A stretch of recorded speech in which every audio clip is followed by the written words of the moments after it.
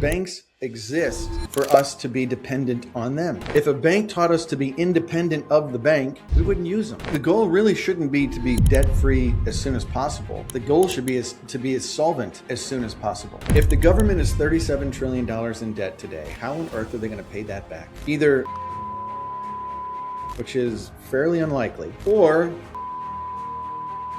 banks are some of the most profitable businesses in the history of the world. I don't want to use bad language, but their financial freedom is the ability to do what I want, when I want, with the people I want to do it with. Exactly. And to me, it's time. Financial freedom is time. That's the goal. What's up, and welcome to another episode of Cash Flow Conversations.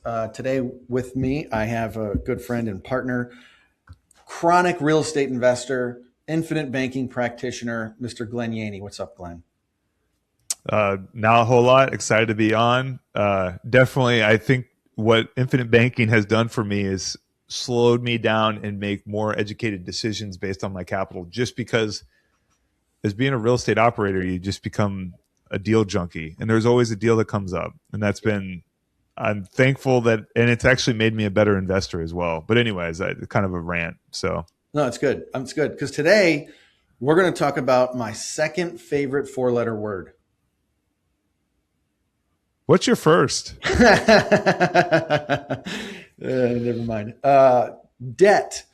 D-E-B-T. My second favorite four-letter word. Debt. I think it's one of the most misunderstood things because, if Dave Ramsey were to listen to this podcast, which I guarantee he never will, he would be screaming at the radio. I know that. So we're going to talk about debt today and why and how wealthy people borrow money differently. Okay. So Glenn, you have a lot of experience with debt, being in real estate for the last 15 years. Debt is also referred to as other people's money. It's referred to as leverage. It's referred to as tax-free. You don't pay tax on debt. So there's ways that we can use debt to get ahead. And there's ways that people can use debt to go way far behind. Now, I want to give David Ramsey some credit here. Dave does a phenomenal job of helping people understand one basic principle that is timeless. Timeless. Don't spend more than you make. Yep. That'll never be wrong advice, right? I think some people eventually graduate from that when they realize how debt works. So that's what we're going to try and talk about today is how can I leverage other people's money for assets, not just liabilities? Because debt is not the problem. How we use debt could create a problem. Do you agree with that? Definitely. What first thing comes to mind is there's three things that comes part of a deal, like a real estate deal, or is the first is the things that could go wrong is deal structure, which could be financing. You could have a balloon mortgage. You could have a super high interest rates. Then there's the within that is undercapitalizing. So if you buy a deal and you don't have enough capital, or you overpay. There's three things that could make a deal bad. And really, what we're going to talk about really is two of the things that make a deal good, Yeah. I mean, wealthy people use financing to acquire appreciating assets that typically cash flow, not something that becomes a liability. So here's my first question for you. Why do you think most people in America blanket debt is all the same thing as being bad? Why do you think so many people think just debt is bad and debt free is the goal? I think it comes to is just that we're focusing on one income. And when you have one income, you're trying to figure out how to not have to use that income towards another thing. So like that income being, if you over leverage yourself and you're the only income, I think that's when it becomes a problem. We're trying to figure out how to create multiple sources of income that pay for the debt compared to you being the leverage, being the person that's working and earning. And if you don't earn, that debt isn't paid for, that means that you're being leveraged towards the bank's, debt. But if you were to actually borrow money and let the asset pay for the debt, then you've actually created a flywheel, really. Yeah. I wrote a book years ago. It's called Don't Be Debt Free and Broke. when I started in this business, I was 27 years old, didn't have any money saved, didn't even have a huge income. It was okay. But a lot of my friends had college debt, which at the time was considered fairly good debt. Looking back, I think it's terrible debt because it's non-forgivable in bankruptcy, and the interest rates are it's it's criminal the way they charge students. And most importantly, now that these kids are going to school because they think they're going to get a higher education, and then they get out with a bunch of what I call bad debt to get a job that doesn't exist. So don't be debt free and broke. And the whole thesis was there's different types of debt, and understanding how different types of debt works, whether it's revolving, fixed rate, long terms, short terms, all of those things matter. And what am I using the money for? So, what were you taught about debt when you were growing up? Did your parents ever talk to you about, like, be debt free? Yeah, I mean, what I can tell you that is I've seen my parents go through some financial struggles just to over leverage. I mean, it turned into when I was a kid, I would sit in the dealership with my mom, and my mom, all she was focused on is getting that payment down to 400. She wasn't really looking at the full purchase price. And, throughout that, it's just that it's death by a thousand cuts. It's like all these non-productive assets, which a car is an asset. You have dirt bikes can be considered an asset. It's something that's worth something that you could sell later. And really that it ended up, it cuts both ways once that one thing that's relying on that income or that debt payment stops. And that's kind of what happened. It's like we all have these ebbs and flows of our income. We make a lot of money, we think we're going to continue, and then we hit a wall and we have this downturn, and it's not forever. But at the same time, we have to have this thing that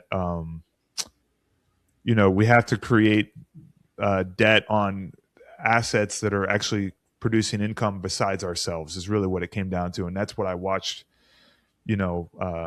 personally, my family lose a lot through having too much debt on other assets outside and relying on their own income. And those assets that you're referring to, yes, they're considered assets, but they're depreciating in value. Yeah, yeah, yeah. So this is kind of why most people never really build wealth or cash flow, because they're using debt to buy depreciating assets. So let me give you an example. I did the math on this for years. I used to talk to people all the time. Everybody has a car, okay? And if you follow Dave Ramsey's advice, you pay cash. Well, if I pay cash for a car, what's happening to the value of the car over time? It's going down. Yeah, it's going down.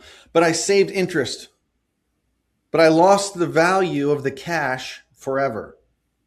4 or 5 years later, my car's older. I have a bunch of miles. So let's consider this. If I pay cash, I've lost the forward momentum of what that cash could have earned me. That's what's called opportunity cost. That's what banks understand. We're going to get into that in a minute, because banks figured this out years ago, and that's why it's one of the most profitable industries for the last few decades. So let's say I finance a car like your mom does. If the payment was $300, okay, when did you start buying cars? Probably 25 years old. Me, about 16. Okay, 16 years old. Yeah. So that means you're going to be buying cars for how many years? Hopefully till I'm 100 years old. There you go. Let's just say 50 years. Okay. Okay. So you finance a car, it's $300 a month. And if I'm financing this car, after 3-4 years, the car's paid off, but it's also older and it has miles. And I'm thinking, I've already budgeted the $300. Why don't I trade this in and get another car that's newer for the same $300? And I repeat this over and over. After 50 years, what do I have? I have 50 years of $300 monthly payments that are gone. I have one car. Yeah. Wow. The opportunity cost of that one car, my entire 50-year career, the cost of that is over $1 million to your net worth. If I could earn 6% on that money somewhere else, $1 million has gone, and I'm left with one car that's depreciating in value. And what banks understand is arbitrage. I want to be able to set myself up so that my money is working for me, and I leverage my money using somebody else's money to buy the car. So if I just delay the car payment or the car purchase a year or two and set up my own family banking system, I can recapture a majority of that $1 million that otherwise would have been gone. This is exactly how banks work. So just financing a car, $1 million mistake. If I'm using the banks in traditional financing, because I'm going into consumerism. And think about the credit cards and people financing furniture and lifestyle and vacations. How many millions has left our world unknowingly and unnecessarily because no one taught you how to actually create the banking system? When was it that you started to learn the banking system? And this is fairly recent for you, I think. Yeah. So when I was 23 years old or 24 years old, I had a Honda Civic and the interest I'm rate was sorry. 23.9%. Stop. Yeah. It was 20. Oh, I didn't learn right away though. It took me about 6 months to look back and I realized I was paying 400 a month and it was 50 towards principal and 350 towards the interest expense. So Holy cow. that's whenever I started reading Dave Ramsey. I learned Dave Ramsey at that time and created a savings muscle. That's what Dave Ramsey will teach you, is how to create a savings muscle. Yeah. So what did debt teach you then? I mean, what did you learn through all of that? Well, it went back to the same thing. It's like I wanted to remove all debt in my life because I thought that the debt was the problem, but it was really the problem is the structure. Because if I look at it was a $16,000 loan, and that $16,000, it was taking $400 a month in cash flow from me, and we don't have to get into taxes on that, but it's Well, you have to earn, it was simply put, you have to earn more than 400 to pay the $400 payment. so it'd have to be about five to 600 a month of the earned income that had to pay a $400 payment. And if you think about if you're investing in something and you put $16,000 into something and you get $400 back a month, I mean, that's an investment I would take all day long. If I put all of my money into something like that, it would end up you end up in a really good position in a short period of time. Yeah. So flipping the script, invest 16 Exactly. grand to make the 400. Exactly. Be the bank. This is what everybody 100%. listening needs to understand. You can be the bank and finance all of this stuff that you were going to buy anyway, just financing it differently through your own family bank. And so the problem isn't that debt is the enemy. The problem is the consumerism and the poor cash flow, lack of liquidity, and lack of education. And banks are not teaching this. Banks exist for us to be dependent on them. If a bank taught us to be independent of the bank, we wouldn't use them. It's like a doctor teaching you how to get healthy. Then you're not going to get any more pills. How are they going to make money? Yep. Doctors aren't in healthcare. They're in sick care. They want you alive and sick. They don't want you dead because you're dependent on the system. Banking, back up. Everybody should learn this. The banks want to keep you dependent on them. This is why, and then they trick these I'm going to go off on a tangent. They trick these advisors. Oh, you need a retirement plan to retire. You don't need a retirement plan to retire. You need cash flow. And where your cash flow is coming from will determine how much you actually get to keep. But the industry says you need this account called an individual retirement account, an IRA, 401k, SEP IRA, 403b, 457, profit sharing, any one of those acronyms that will one day turn on as cash flow for you. And I guarantee your advisor has never shown you how little you're actually going to keep from those. But it's a way for you to be dependent on the financial advising system versus being independent of the system.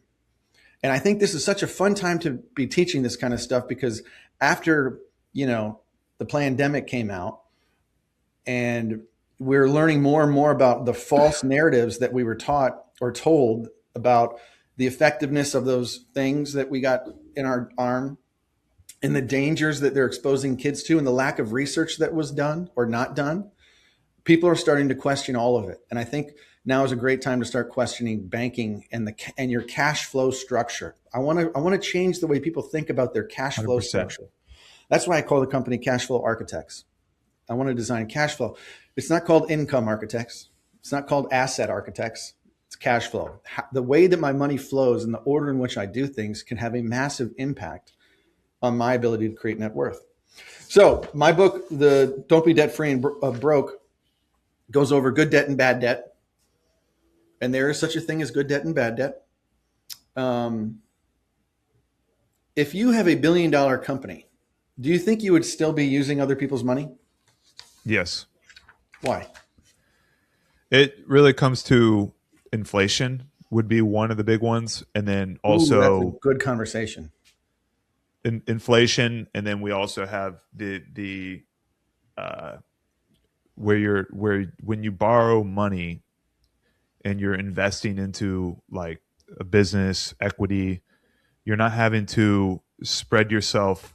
You can actually leverage your own liquidity to grow your equity over because you have this fixed asset, which is debt. And while you are growing that asset, it's still that fixed asset is still there. You don't, it's not growing as well. It's like you're making payments and with debt as an investment, it's generally the cheapest investor that you'll have because if you have an investor, they're going to look for 15, 20, 30% returns. And if you have a debt investor, it might be 8, maybe 10%. Or if it's a bank, you could be around the fives. So that's why I like debt. Yeah. And the best way to get a cheap loan is to prove you don't need the money. And Exactly. that's what we teach is move your cash flow a certain way so that you could use your money, pay cash if you wanted to, but you have the opportunity to leverage debt at a lower interest rate because you have the collateral capacity. Most people have zero collateral capacity. Your IRA 401k is not considered collateral. And when people say, oh, I do a self-directed IRA into real estate? Well, you just got rid of all the reasons people love real estate. Yeah. It's an IRA first. You've All right. actually created a tax problem for yourself. A massive tax problem. That's another episode. So Yeah. let's talk about good debt, bad debt. There's things like fixed rates and revolving debt. So if I have a car loan, it's a fixed rate, or it's fixed rate or variable rate. And a variable means that it can be adjusted. We did a plan for a guy. This is 2021, maybe. We financed life insurance. So we let the bank pay the life insurance premium. It's a pretty cool way to do it. If you're successful, and this guy was successful, and he had a lot of Bitcoin and doing things that were getting a great rate of return. So we let the bank start the policy, and eventually he'll sell the Bitcoin and put it into the policy to create tax-free cash flow. When we started the policy, the loan rate was 2.5. Now it's over 6. So that's a variable interest rate where the bank gets to pull the strings and how much they're going to charge you. So fixed rate versus variable rate, very important. Revolving debt is important too, like credit cards. Those can be terrible because you're barely keeping up with the interest on those accounts. In fact, the debt could grow. And terms, is it a short-term loan or a long-term loan? And you mentioned something I want to cover really quickly. You said inflation is one of the reasons you like debt. Yep. Let's talk about that for a minute, because I think that is a very fun conversation that people usually go, well, shit, I never thought of that. So if you have say an investor for we'll say 12%, and that investor, the interest, we'll just call the inflation is 3%. You're essentially lowering your interest rate by 3% every single year. So it becomes easier and easier to pay that 12%. And that's why it's a good place to put your capital when it's a safe, secured asset making 12%. But you also have to take into consideration that inflation will erode away that debt. And it's just that it's a place in your and this isn't investment advice, but it's like, as a 12% investor, you're looking for income, but that inflation is going to eat away your income. But if as a business operator, you want to continuously increase the income and you're outpacing inflation by taking the risks and all these other things. So that's really why, with inflation, and if you have like a 3% or a 5% mortgage, you're essentially getting, that's why they say you're getting free money, which I don't know if it's free, but it's just in theory, it's that's really where they get that idea from. I love it. I'll explain it in a similar way, where inflation is either going to help or hurt your financial situation. Okay, there is There's no. also deflation too. So We haven't seen that very much, but deflation is a different topic because that hasn't happened recently. Like when they say inflation is slowing down, that doesn't mean it's deflation. It's actually still inflation, yeah, just not as bad. It's less bad. So inflation is either going to help or hurt your financial situation. So if you have a paid off house, inflation theoretically is going to help the value of your home, because it's a hard asset, theoretically is going to go up with inflation. Okay. What does that do for your cash flow? Nothing. So once you understand that inflation could help, how could inflation help? Well, here's how it helps. Let's say my mortgage payment is $5,000 a month. I want to go long on a fixed mortgage rate, meaning fixed, meaning it can never change for 30 years. If they had a 50-year mortgage, I would get a 50-year mortgage. In yeah, Canada, they did. But I'm going to go as long as I can on this debt. People say, Matt, I want to pay off my house. Well, I feel sorry for you because you don't understand how money works. What you're trying to say is that you want the solvency of being debt free whenever you want. You don't want to be a slave to the lender, as Dave Ramsey says. I agree with you. But if I had $1 million in cash and $1 million mortgage, I could be debt free as soon as I wanted to. But I understand inflation is going to help me. It's going to help the value of my house grow. And it's going to help repay over 30 years a fixed loan. Here's what I mean by that. If I have a $5,000 monthly mortgage, I can print off 360 checks that say $5,000 on it. I can stack the checks on the edge of my desk, and every month I pick up a check that says $5,000 and send it to the mortgage company. The purchasing power of the $5,000 is going down. So the bank is getting paid with deflated dollars over 30 years. And the money that I would have paid off the mortgage with, I now can invest at 4, 5, 6% and earn more than what I'm paying. And inflation allows my asset to grow, and I'm paying with deflated dollars. This is why banks incentivize a shorter mortgage. They want the money sooner because today's dollars are worth more than tomorrow's dollars. So they'll give you a lower interest rate if you paid off sooner. They want the money. I understand. I don't want to ever pay off the house.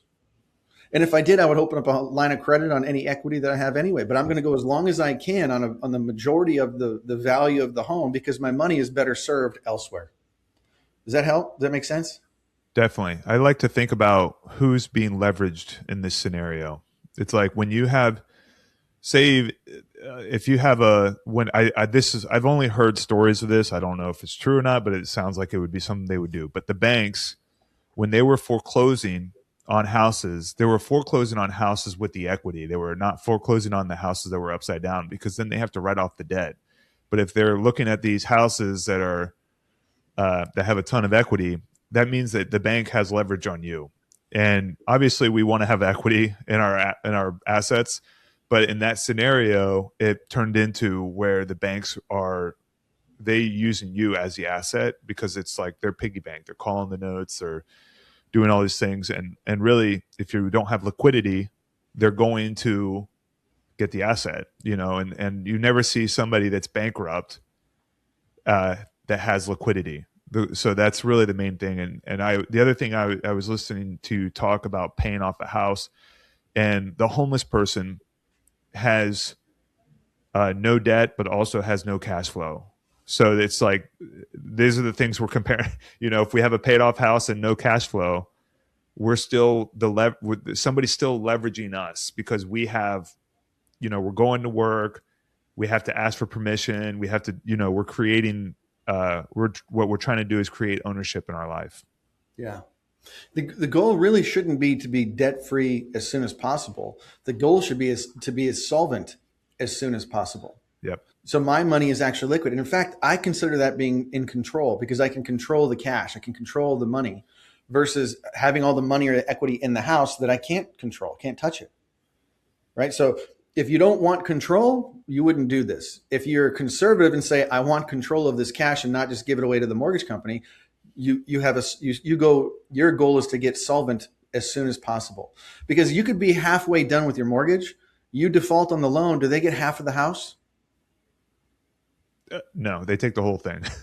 Take the whole, thanks for prepaying your mortgage the last 7 years, but we're going to take the entire thing now. Now it's all gone. So the other thing I've had this experience as well is on my first condo. I had this mortgage. It was a small mortgage. It was about I think it was $37,000. It was a $50,000 condo. Those were the Anyways, days. I was trying to put $5,000 every like quarter, every once in a while. I was paying this thing down, and I got it down to like 25,000, and I thought to myself, what good is this helping me with? It's like I put 5 grand in this, and it hasn't improved anything in my life. Hasn't improved my cash flow. It's only given me this paper wealth that hasn't improved, and I'm still doing my 9 to 5, worried about if I'm going to get fired, having these financial fears because if something happened to me, how long would I be able to go without my own income is really what it came down to. And that's kind of when I started deciding that I'm no longer paying off, these amortized loans until I have the full amount in hand. And then I can make that educated decision. Say, okay, I'm going to pay off a $37,000 mortgage, which is ridiculous to even say out loud. And, and I'm going to save myself $252 is what it was. So I'm saving myself $252 to lose access to $37,000 of capital. Dude, is that a good idea? I don't think so. that's a terrible idea. And some people, it is a good idea. They want to just be debt free and they don't care. Cool. For the people that want control, there is a better way, and banks don't teach this. So it's such a good story, because I remember my first mortgage was, I think, 110, and I was learning all these concepts when I bought that condo. And I was thinking, I'll never prepay this thing because it was a fixed rate, and the value, I had already had equity. But my money is better served elsewhere. So there's a difference between good debt and bad debt. And understanding the game, what you described was the goal to solvency is so much more valuable than the goal to being debt free. In fact, Yep. you can get there faster too if you do it the right way. It's more conservative. It gives you more control. The IRS incentivizes you to do it. They don't incentivize you to prepay the mortgage. So why not keep that long fixed rate, allow inflation to help, and then my money is better served elsewhere. So let me ask you one more question about good debt and bad debt. Then we're going to get into banking, because this is where all of it comes together. But good debt and bad debt. The government right now, $37 trillion in debt. Glenn, is that good debt or bad debt? I would say that are we looking at the U.S. aid that's giving the shelter to terrorists, or are we talking about the building roads? I mean, so as a joke. So, anyways, I would say that it's bad debt because it doesn't cash flow right now. We need to get it under control, is what I would say. And who pays off that debt? Our future earnings, taxes. Future earnings. If the government is $37 trillion in debt today, how on earth are they going to pay that back? Either they cut their spending in half, which is fairly unlikely. Doge tried it, and look at all the pushback that came out of that. Yeah. Or tax rates Accomplished double. nothing really, too. At the end of the day, it was just a momentarily solution that we thought was going to work. Yeah. Well, they asked Elon, if you were to do it over, what would you do? And he said that you can't. There's no way to fix this. There's so No. much corruption, and it's just, you can't. It's not a business. It's not run like a business. It's the government. God bless them. But so, like, if either they cut their spending in half or tax rates are going to double. And what does that mean for the consumer? If we care about cash flow, you want to retire or slow down at some point, future taxes are going to have a massive impact on assets and net worth. They're saying today that the biggest wealth transfer in the history of the world is going to happen over the next 15 to 20 years. As the boomers are phasing out and they're passing on, Most of their money is sitting inside of qualified retirement accounts, pre-taxed accounts, trillions of dollars. That money goes to their kids. Congress got rid of the stretch IRA. You used to be able to, okay, if I inherit an IRA, I could stretch the taxes over my lifetime. Well, that doesn't help pay off the government debt. So they said the longest you can stretch this is 10 years. So all of these kids are in their highest earning years, in their 40s and 50s, are going to be inheriting tax bombs where they have to take distributions on top of their own income, forcing them into some of the highest tax brackets. So if you're listening to this and you're going to inherit pre-taxed accounts, how you take the money out, when you take the money out, will have a massive impact on how much you're going to be able to keep. So if we believe that government spending is an issue and that this debt is an issue, where I put my money, the order of my cash flow structure really matters, and that will determine how much I get to keep and pass on to my own kids. So I agree. I think most government debt is bad debt, but they don't care because they're not going to have to repay it. We do. And with Nelson Nash talks about it, about in becoming your own banker. It's like, where do the bank robbers, where do they rob? You know, they rob the banks. And where it's the government, when there's pools of capital, which Social Security being one of them, they took all the money out of that. There's no money left. Now they're going to the, you know, they're putting limits on the Roths, they're putting limits on the 401ks, and then they're making it to where it's less accessible, or when it does become accessible, you have to pull it out faster. So when you're pulling it out faster, it creates a higher income tax for everybody. So as time goes, as emergencies happen, which is what they call it, that when it's a state of emergency, it just means taxes are coming.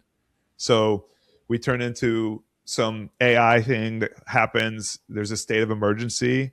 That's when the taxes start rolling in, and they're trying to figure out how they can get access to every single dollar they can, is without, people rebelling. Yeah. When people look at their retirement account and they use the number on the statement as their net worth, it's so misleading. It's scary because advisors will sit there and tell you that, you have $2 million in the account. No, you don't. Yeah. Pull it out. Pull it out. You owe tax. And if you're under 59 and a half, you owe penalty. Well, Matt, I'm not going to, that'd be stupid. Why would I do that? Exactly. That's what they want you to do. Keep kicking the can down the road. Make your 2 million, 4 million, then they get to tax the 4 million. Of course, they're going to win this game. Cash flow is so much more important than just net worth in a government controlled asset, but that's another conversation. Let's talk about banking because you brought up Nelson Nash. Yep. Let's talk about banks. Why are banks some of the most profitable businesses in history? Why? I actually don't know the answer. What is the answer? It's because they own the gold. Yeah, well, they went off the gold standard a long time ago too, but banks understand a very simple principle. Okay. It's called arbitrage. I'll pay you a lower interest rate and then I charge your neighbor a higher interest rate. So for example, if you deposit money and I pay you 1%, and I take your money and lend it out for someone else to buy a car and I charge them 5%, how much did I make? It's like a 400% return, right? Amen, brother. You got it right. So most people are going to go, well, if you're paying 1 and you earn 5, you make 4. Wrong. If I get $1 and I get 5 back, that's a 400% rate of return. Using someone else's money. Exactly. And are banks paying you 1% on savings accounts and checking accounts right now? No. Not unless you have a high yield savings account. By the way, we can set you up with one. If you want to get a high yield savings account, click the link below, set up a strategy call. I'll show you how to set it up. It's awesome. But anyway, that was my little commercial. They're not paying 1%. They're paying 0.1%. So they're probably closer to like a 4,000% rate of return in their business model. And that's the same industry, Glenn, that had to get bailed out in 2008. Who bailed them out? The same people borrowing the money, the taxpayer. Yep. Banks are some of the most profitable businesses in the history of the world. I don't want to use bad language, but they're whores. And Then they got so greedy, they had to ask for help from the US taxpayer. The same people they were screwing over bailed them out. And they're not teaching you how to use arbitrage in your life. They want you to say, they want you to listen to Dave Ramsey where he says all debt is bad and stop. They don't want you to go any further. They don't want you to learn. The doctors don't want you to look at the medical research. They don't want you to go all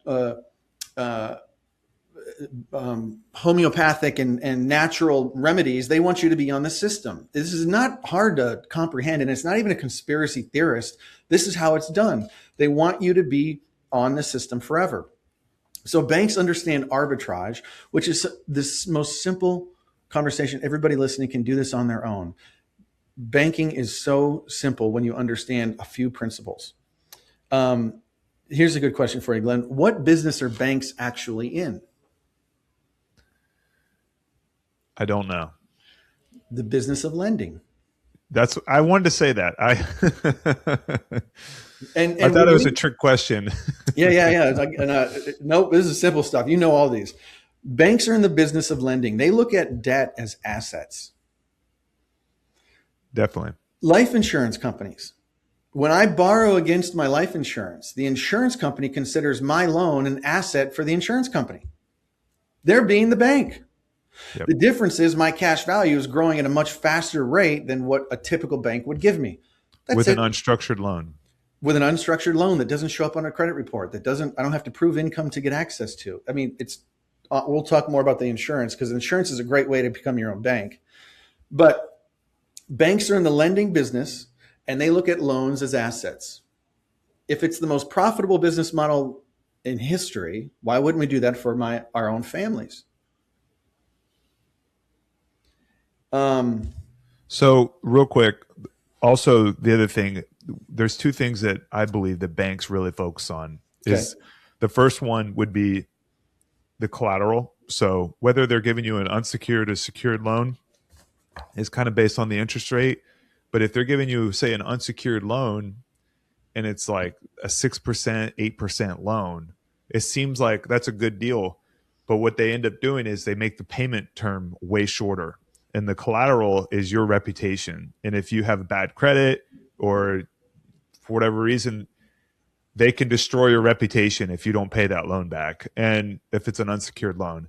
So they're looking at velocity of capital. So that's why they're able to charge 5 to 6% because they're able to get their money back quickly. They're getting their money back within 4 to 5 years. Yeah. Or if they do like a long-term note, it becomes like like a house, 30-year mortgage. It's like 90% of the first year's payments is going to be interest expense. It's going straight to the bank, and the bank has your house as collateral, and that's kind of like a very secured asset. So that's really what the banks do, and they can lend the money 10 times. So if they get $1 deposited in their bank account or into their bank, they're able to lend it out 10 times. So they can do this 10 times instead of, us, we think linearly, but they work exponentially for sure. And that's called fractional reserve lending. And this is what caused all these banks to fail. It's so funny how people are so confident with depositing money in banks. And then you look back at how many banks have failed in the last 25 years versus depositing money into an insurance contract. How many life insurance companies have failed in the last 25 years?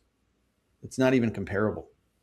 We trust banks. It's like we trust doctors. They're trustworthy until COVID happened. Now I understand how they get paid. There's a little bit of conflict of interest in this. I want to understand where my safest place to park my cash is as part of the order of cash flow structures. Where do I park my cash? Because it's got to sleep somewhere. Why not let it sleep off the radar screen of the IRS for income tax purposes, off the radar screen of creditors for litigation purposes, buying a death benefit for my family, and oh, by the way, it grows 400 or 500 times better than a typical savings account? Why wouldn't I use an insurance contract? It's not to replace investing strategies. It's just a pit stop on the way to investing. So before we talk too much about infinite banking, here's a question for you. If we understand that financing is so profitable and these banks can make a boatload of money, Why do you think everyone tries to eliminate financing from their own lives and just pay cash? This is an opinion. Because I think it's because they don't understand opportunity cost. And explain opportunity cost for everybody. It's the option to get a return on your money somewhere else. Like, what's the trade off? Like, if I use cash to pay for a car, I pay $30,000 for a car. What ends up happening is I end up losing the opportunity to make interest on that 30,000 that I just gave to pay for the car. Yeah. And that's exactly what banks figured out. And it's collateral capacity. So here, what you said, if I use cash to pay for the car, my cash is gone, and so is everything that cash could have earned. If I have cash and I'm solvent, I now get to make a choice. Do I want to pay cash for this, or do I want to create arbitrage? And I can borrow against the cash and use somebody else's money for the car, and my cash continues to grow forever. I will pay an interest rate to borrow someone else's money. But when you look at the arbitrage of what I'm paying on the loan and what my money is earning, you start to win. If I had $100,000 in cash value, I take a $30,000 loan to go buy the car, I'm going to pay interest on the $30,000 loan, and my $100,000 continues to grow uninterrupted. Welcome to infinite banking.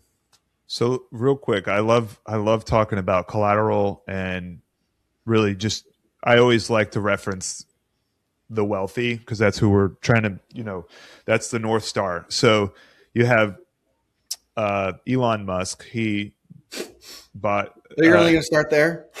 Yeah, that's the North Star. Yeah. No pun intended. But so we have Elon Musk.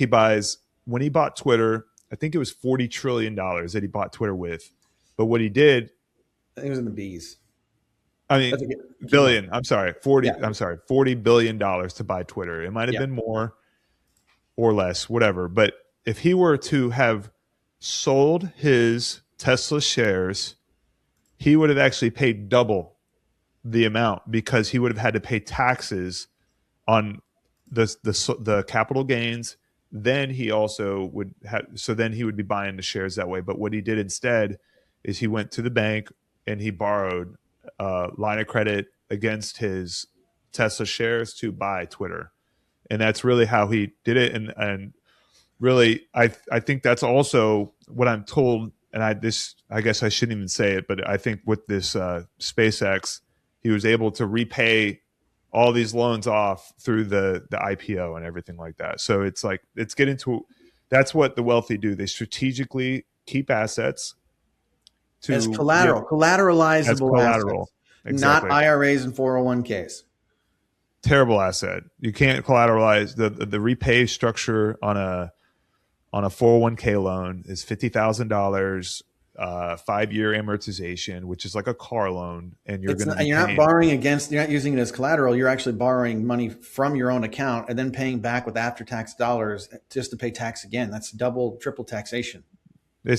And you're having to use your earned dollars to pay back that loan as well. So it's one of those things where, I looked into it, and that's how I went down the rabbit hole of figuring out how to unwind my 401k bomb, So anyways, I think we're going off on a tangent. And that's a previous episode. If you haven't heard that story about how Glenn got his money out of the 401k IRA and essentially paid penalty, but no income tax. Check out one of the previous podcasts. That's a good little story. Definitely.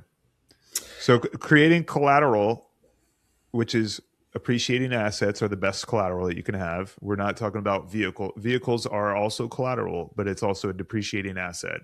Yeah. So we're focusing on collateral that is growing. And also what I like about, with the infinite banking, and we're talking about building out our own cash flow banking system, is we have an asset that's very secured and never goes down in value. So you're able to borrow 95% of the value out of it. Not only from the insurance company, against it, from the insurance company, you can go to a normal bank and use that as collateral. It's so funny when you sit there and talk to these, newer bank employees. Yeah. And if you're trying to get a loan, they're going to ask, what's your collateral? What are you going to use as collateral? How much do you have in savings with us? Because you need a savings account with us. And then you say, well, look, I have this cash value. I'm going to use the cash value as a collateral assigned for a loan with the bank. Most of these younger bankers are going to go, what are you talking about? They have no idea how it even works, dude. Like I've been in meetings with bankers and they're going, I gotta run by my boss. I gotta run this by my boss. I've never heard of this before. As soon as you run it by the boss, the bank says, great, we'll take this as collateral because it's one of the only assets that's guaranteed never to go down. Contractually cannot go down, cannot lose value. If you're a lender, Glenn, what better asset to lend for or against than an asset that can't lose value? If that's the collateral, of course they're going to take it as collateral. Whereas if I use a margin account like what you mentioned with Elon, he used his Twitter stock, or he used his SpaceX, what was it, Tesla stock to buy Twitter. Theoretically, Twitter could go down in value. If I'm using stocks as Tesla. the Yeah. So if collateral, Tesla goes down in value, it could do a margin call. you got it right. I said that wrong. Yeah, they can do a margin call. So if the underlying collateral is volatile, I'm creating more risk in my portfolio. And you see this all the time where people will borrow against something that can lose value. It actually loses value. Bank calls the loan. Now you just lost twice. So I'm all for, this is good debt and bad debt. Do I want to borrow against a volatile asset, or do I want the underlying collateral to be guaranteed? Well, again, cash flow structure is very simple. We follow principles. I'm going to set up the account that's guaranteed not to go down in value, cash value life insurance, and use that as collateral to go buy the volatility stuff. Namely, ideally, something that has some tax incentives like real estate or business. Yep. All right. Who's Nelson Nash? I don't. He was a forester, and he pretty much studied life insurance and long term thinking And Austrian economics. Austrian economics, and I would say that the first place to start would just to read Becoming Your Own Banker. It's when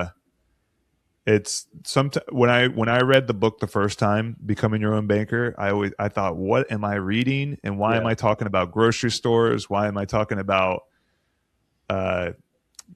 these bank robbers and stuff like that? But it's like after you get through the whole book, you realize that this is a person that has lots of experience, and every time I read the book, I realize that it's like every time I hear, it's like I have to be re-taught every time. Like I somehow forget with this old way of thinking of that.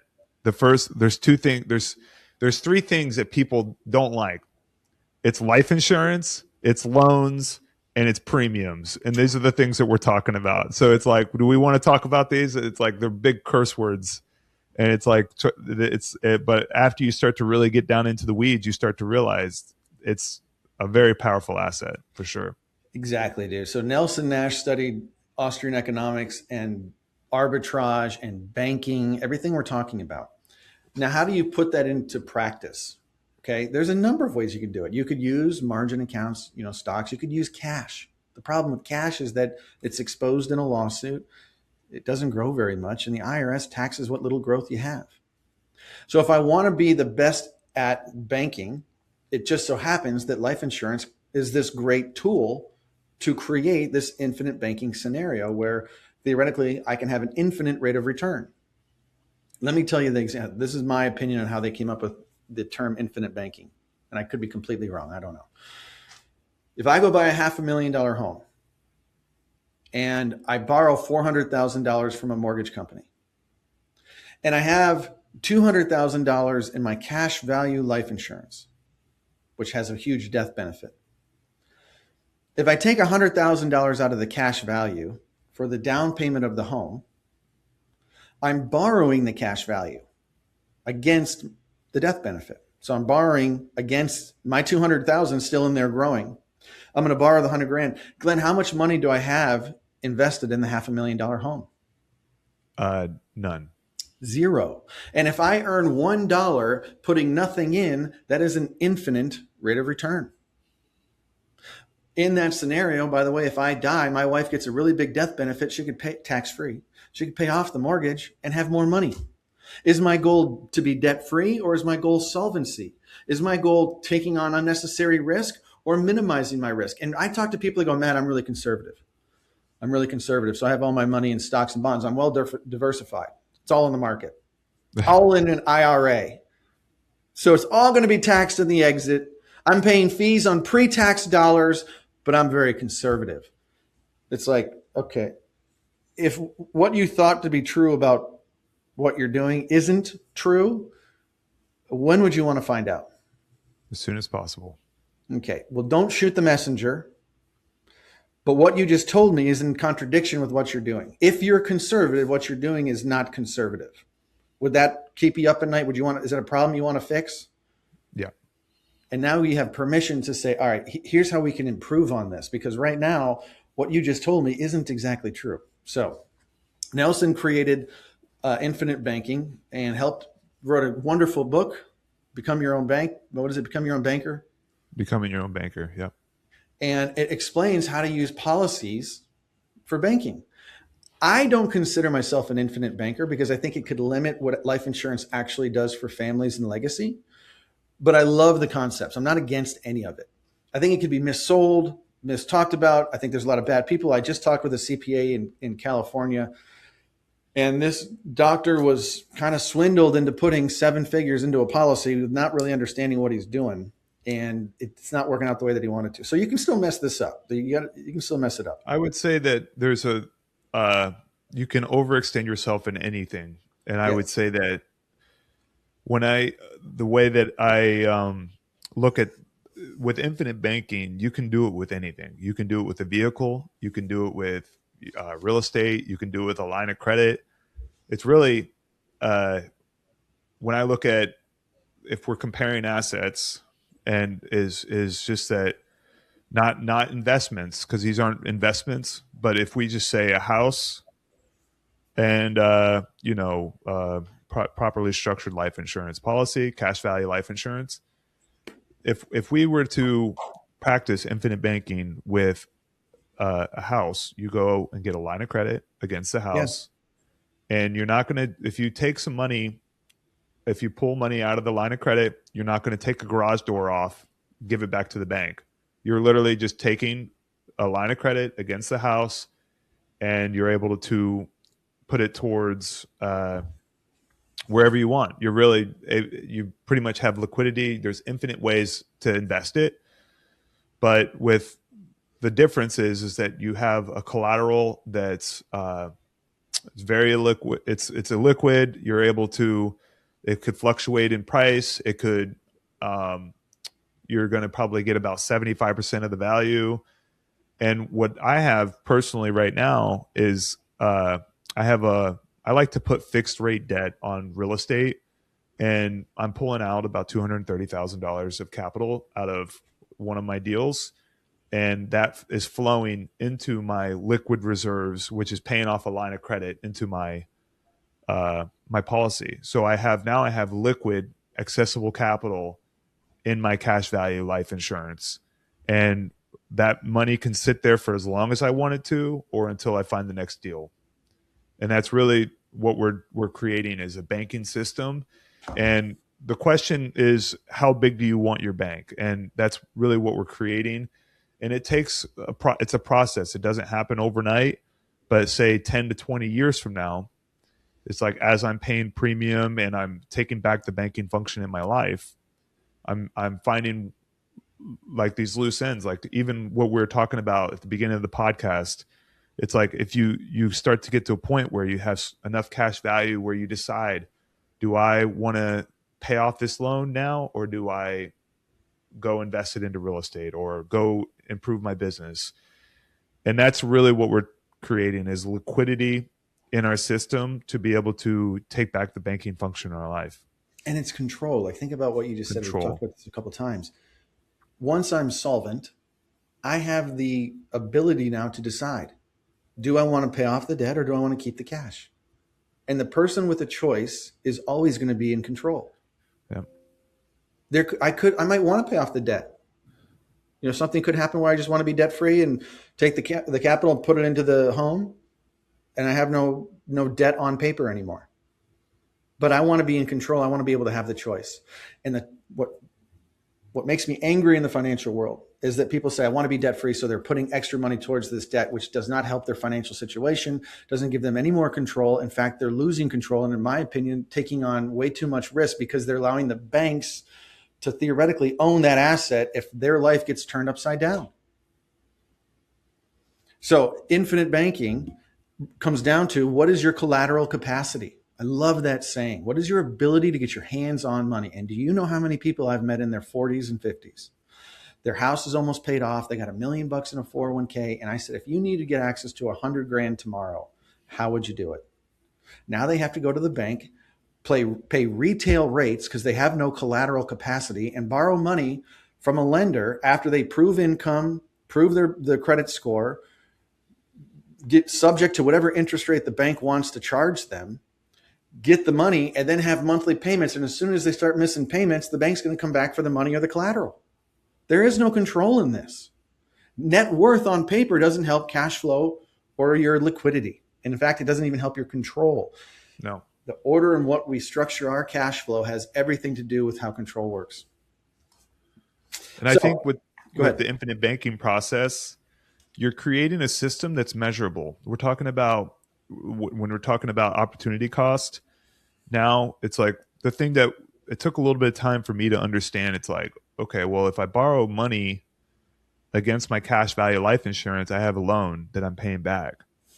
But it's like, but I have to remember that this cash value is still growing uninterrupted while I am borrowing against that cash value. You're borrowing the insurance company's money.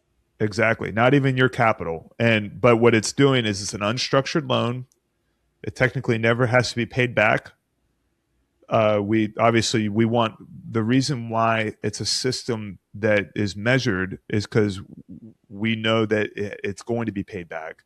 So we're buying cash flowing assets. It keeps us from going into what's called Parkinson's law, where where if I have a lot of liquid reserves and no penalty of taking it, I will go out and say, I'll take that, all the reserves, and I'll buy a brand new car.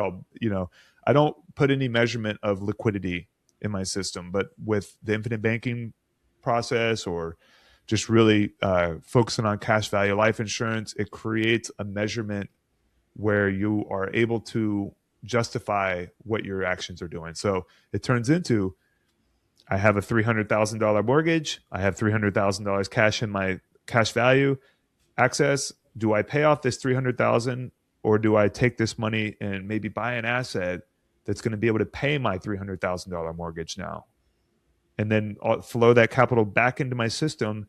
And because it's unstructured, anything over the interest expense is immediately liquid, and that liquidity is what gives you control of your capital. You're creating more net cash flow, yes, which is the only way to create wealth. Net cash flow. And net cash flow can be defined as the difference between how much I make and how much I spend. That difference is my net cash flow. And if I can create some separation in that, I've accelerated my ability to build wealth. So let's go over a couple of examples. You talked about buying properties. I love this idea of a 401 cottage versus a 401k. So with a 401k, every quarter I get statements in the mail, and I file the statements. Kids don't know what the numbers mean. They have no idea. With a 401 cottage, I can theoretically go buy a condo on the beach, a cottage in the mountains, a lake house, and instead of statements, I get keys and go open the door. Real estate's probably not going to go to zero, right? So stocks can go to zero. Real estate can't, doesn't. With my 401k, I get stress from the market.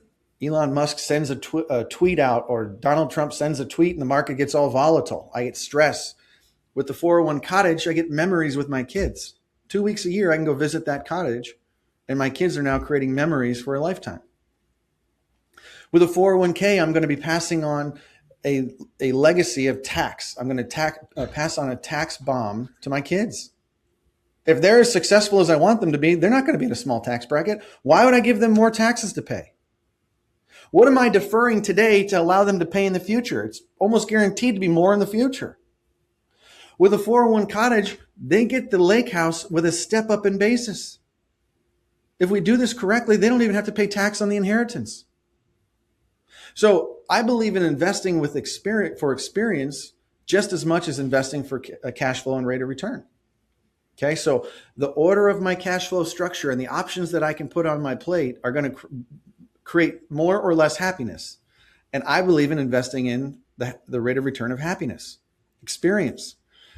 And by the way, the IRS will incentivize you to do that because on the cottage, I can use other people's money and deduct that interest. I can do a cost segregation study and depreciate the value of that home. I can offset ordinary income today rather than a normal 401k. I'm just kicking this tax can down the road.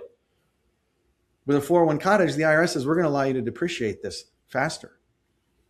So this is why I think infinite banking is the principles of infinite banking need to be understood. How we apply it is really where the fun part starts to come into play. Yeah. And those three things you mentioned that people hate, life insurance, premiums, and loans, all of a sudden, that's not the problem. That's the solution. How big do I want my bank to be? I want to put as much premium into that banking policy to create a legacy of death benefit that's guaranteed to be delivered tax-free, income tax-free to my family, and then leverage the cash value for whatever I want. Well, Matt, what's the rate of return on a policy? Good. Is it great? Are you going to get rich? No, it's not meant to get you rich. It's meant to make sure you never go broke.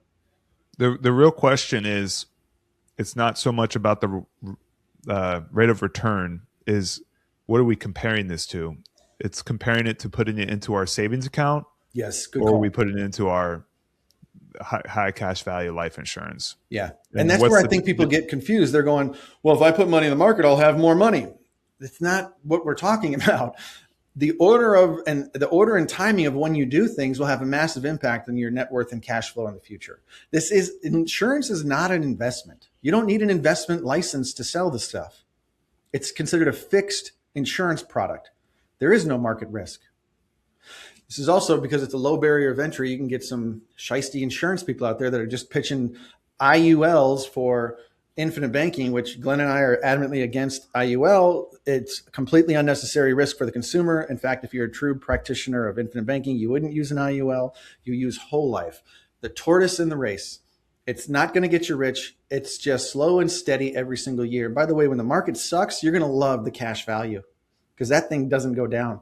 In 2022, the S&P dropped 19%. I got a 36% rate of return cash on cash in my policies. 36% cash on cash. So what do? Instead of going, oh man, I lost money in the market, I put money into the policy first, get a massive growth, and then I can call the insurance company and say, hey, I want to go take this money out and go buy the S&P. I'm in control. Yeah. I'm the one with the choice. The person with the choice wins. All right, common misconceptions. The one thing I was thinking about also, and I think it's a very powerful tool as a business owner, and you and I were talking about this beforehand, is I use lines of credits regularly. And since recently, I decided that I'm no longer using lines of credits for long-term planning. It's more of like a short-term, like if I need some money, I pull money from the line of credit, fund this project, but really that will be paid off within a month. But as a business owner, you have cycles. So it goes from expanding and then you're operating. So like for me, we like doubled our portfolio in 2024.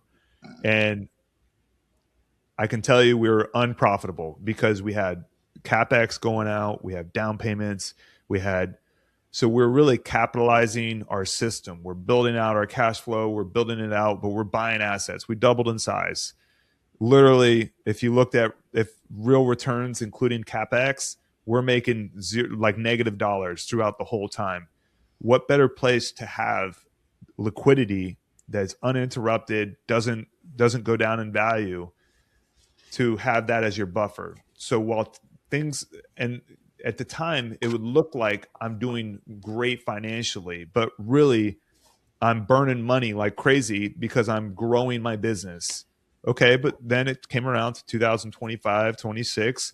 We start to tighten down. We're focusing on occupancy. We're losing, we had like $100,000 monthly vacancy. So how do I increase that amount? And so then I started focusing on that. And then 2026 becomes a profitable year.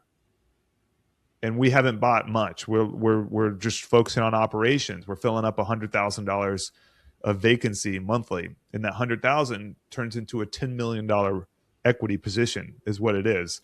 And so I'm taking the profits that I'm making as we're focusing on efficiencies, and then I store it into my cash value life insurance.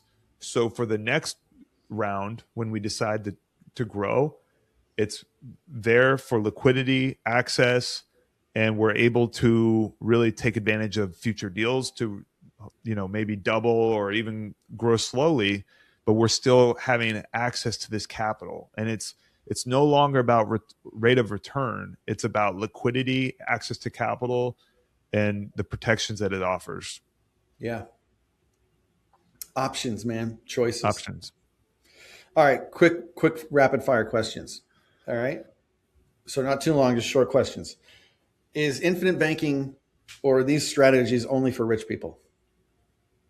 I definitely don't think so. I think it's for anybody that can create discipline in their life. If you're not a saver, you might not be a good person for infinite banking. But if you're a saver, if you're a Dave Ramsey person, you're probably a great person for infinite banking, because what is the difference between what Dave Ramsey's talking about? He's talking about paying down debt to become illiquid and have assets.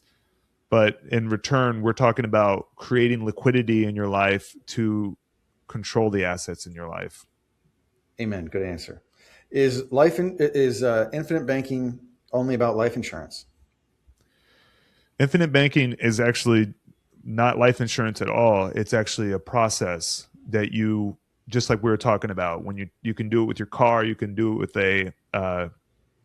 you can do it with the house. When you're borrowing, if you're pretty much creating a loan structure for yourself to pay back into your system.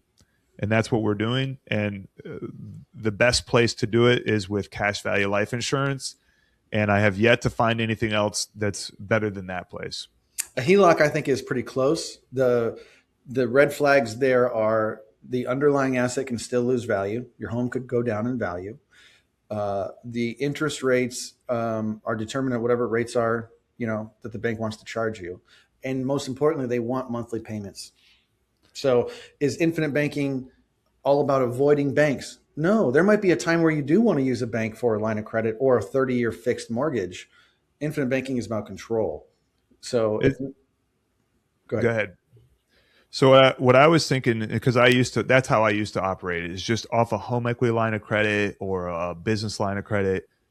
The problem, the bigger the line you get, so we're thinking long term.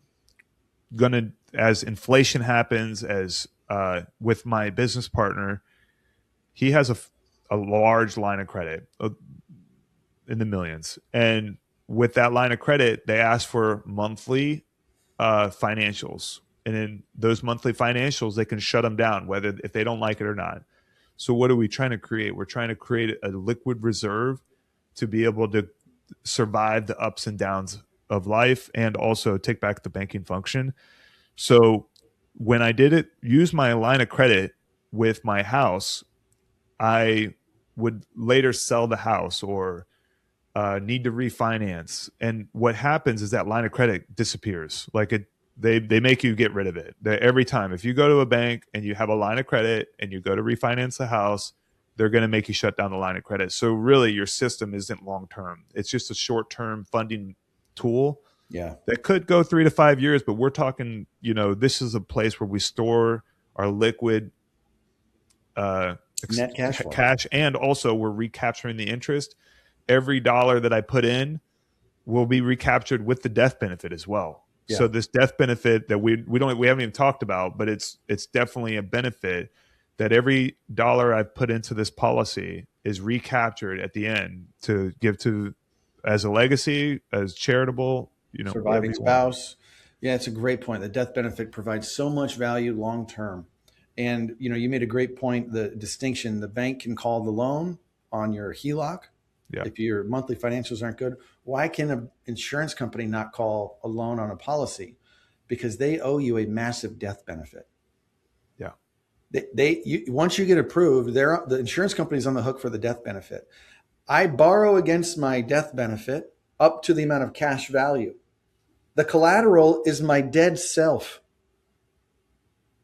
That's amazing to realize. I have a tax-free benefit for my family, income tax-free benefit that I can use as collateral up to the amount of cash value that I have, and they can never call the loan. Because if I die with the loan outstanding, they just take it off the death benefit. It's what drives all the value to really. It's like we're talking about the growth, the unstructured collateral, unstructured loans. It all winds up with the death benefit. And that's where the growth happens, where the cash growth happens. All of it happens through the death benefit. And that's why it's really the only place you can do this with. Here's a loaded question. Would you consider this a tax loophole? No. Oh, it's not a gray area. Okay, explain. It was made before the tax code was even created. Mic drop. Life insurance came out as an asset before the IRS was even started in 1913.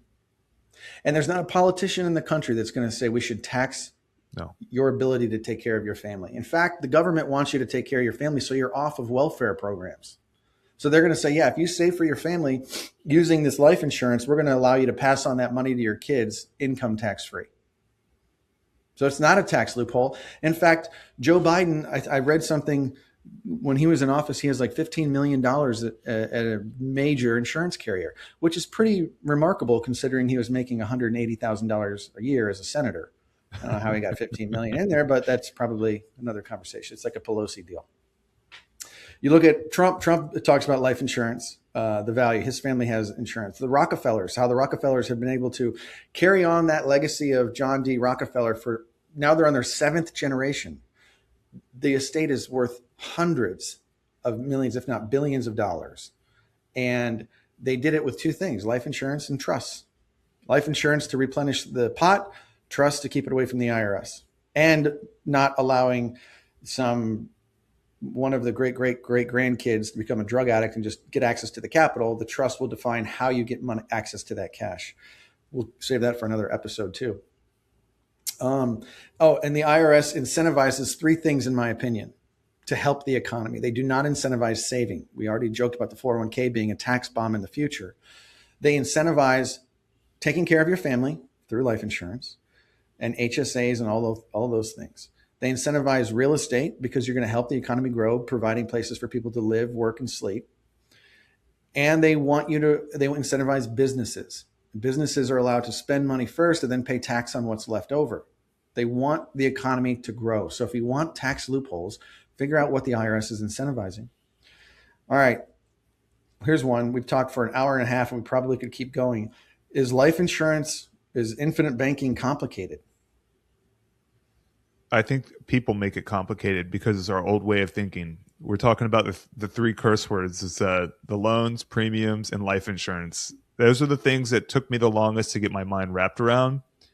But as I started to understand it, and it becomes, in my opinion, it's like infinite banking amnesia. We have to be constantly reminded because we're constantly told other directions. Like we're talking about, like there's so many people that don't structure themselves this way that it's hard to be the 1%. And that's what we're creating. Dude, I was in college. Quick story. I was in college and I had a little bit of money saved up, gave my dad $1,000. He was an investment advisor. 6 months later, it was worth $700. I go, what the hell is this? This is not good. He goes, well, you had bad timing. And I thought, well, I don't have bad timing. I had money when I had money. That's not, what do you mean bad timing? He goes, what you need is insurance. I said, why would I do insurance? I'm 24 years old, 23 years old. I don't have any kids. He goes, you don't want the insurance for the death benefit. You want what it can do. I said, what can it do? He goes, you can take money out and it still grows. Dad, how can I take money out of a policy and have it still grow? Verbatim, bro. He goes, Matt, it just does. Do you want this or not? So that was my introduction to how insurance worked. And since then, I've made a career out of it because it's fascinating to realize that this collateral asset can be my collateral capacity, take care of my family, and I can use it. It still grows and I can use it for investing. Why would anyone not want to do this? We joke, if people understood the simplicity of that, there'd be a line out the door of people saying, I want to put as much money into this policy as possible. Because Definitely. Not only that, you think we need to, Wall Street teaches us we need a retirement account to retire. You don't, you need cash flow. And if my policy is so well funded, I want to stop working, my policy can become my retirement plan. In fact, every dollar that comes out of that policy in my retirement years is exempt from taxation, meaning there's not even a spot. If you're listening to this, ask your CPA, what line on my 1040 tax return does a loan against my life insurance policy show up? I swear to God, this is a true story. I was in Ireland with my wife right after we got married. We were drinking whiskey in one of those little Irish pubs. It was so fun. There's a table next to us of some older people. And I was like, what do you guys do? And they're like, oh, we're here visiting. And, we work for H&R Block. I go, oh, okay. They go, what do you do? I go, well, let me ask you a question. If you're doing my tax returns and I take a loan against my policy, what line on the tax form does my policy loan show up on? The lady from across the table leans over. It doesn't show up. It doesn't show up. I said, exactly. I teach people that. So how they can create hundreds of thousands of dollars in cash flow in retirement years or any year, no age restrictions, and have it never show up on a tax return for income tax purposes. So the question is, what's the rate of return? Wrong question. What's the rate of return you have to earn with volatility, fees, and taxes to duplicate the cash flow that a policy could give you? That's what people care about. They don't even know the right questions to ask. When I asked my dad, how can this grow while I use the money, his response was classic because it forced me to do the research and understand it and go, oh my gosh, this is so simple. I get all jazzed up about that stuff. Yeah, definitely. All right. What are the risks in this type of thing? What are some of the risks? When does infinite banking not make sense? I think if you're a bad spender, if you can't control that, you have to be able to pay back the loans. I mean, you don't have to, but there should be a goal. So I'll tell you just from my own experience, I really didn't pay back any loans all last year because I was in ramp up phase. We're building out our system, but I have small windfalls in the future, whether it's selling properties or cash out refinances or whatever it is. I have a place that I'm going to store that capital, and I think that's the goal, is to always have the intention, and the end goal would be to pay back those loans because you want to be able to reuse the capital for something else. Just like if you were to put it into your savings account, it's just now we're measuring how much you're spending. Yeah. So like if I took $50,000 out to put it into a rental property, I need to be able to pay that back. That's part of the holding yourself accountable. Yeah, I agree. I think it's important to understand net cash flow, the difference of what I make and what I spend. Yeah. And we help people create a separation there of what are you spending and what are you making, so that as your income goes up, your lifestyle doesn't just naturally follow with it. And to me, that's been a huge impact to clients because they can actually see the ability to save easier than they were. They save unconsciously. We've increased the net cash flow. Now we have an ability to put even more into my banking system. And really, the lifestyle inflation will be more intentional compared to like, okay, if I'm going to, just because I have $100,000 or $200,000 in my bank account doesn't necessarily mean I'm going to do that, but I can make the decision that this is what I'm going to be doing now, instead of like, it's an emotional thing. When you have more money in your bank account than you've ever had, then you will act differently is what ends up happening. Yeah, Agreed. And what's funny is if you just do it the traditional way, your direct deposit goes into your checking account, which is supposed to be an expense account. The banks know what they're doing. They set it up backwards. Yeah. You go into the bank and you finally have your 50 grand in your checking account. What's the first thing they say? Why don't you come and talk to one of our financial planners? Let's get that money out of your checking account and put it into an account that you take all the risk and we'll take all the fees. But I promise you, we're going to try really hard to do a good job. They're not teaching you independence. They're teaching you No. dependence. So one final question, and I'll let you go because this is a great episode so far. But what does financial freedom mean to you? How would you define it? This is what I think of first is when I'm at 3 o'clock in the afternoon on a Wednesday, I am able to go to my daughter's gymnastics class, and I don't have to worry about my boss asking for permission. Yeah. That's the first one.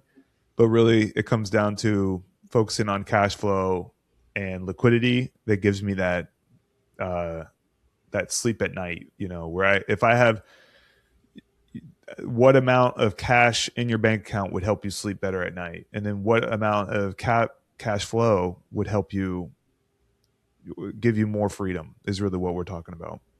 I heard it defined, and I'm going to steal this. I forget who said it, but they said financial freedom is the ability to do what I want, when I want, with the people I want to do it with. Exactly. And to me, it's time. Financial freedom is time.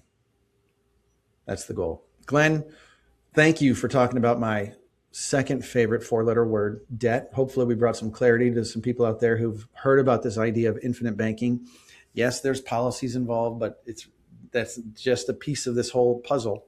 It's all about control, liquidity, and success without taking too much risk. So hopefully you enjoyed this episode. If you did, please subscribe so we can keep this thing going. If you want to set up a call, absolutely free, to increase your net cash flow, to set up your own policy, click the link below, set up the call, and we'll see if we can help you. Glenn, thank you so much for being here, bro. Thanks for having me.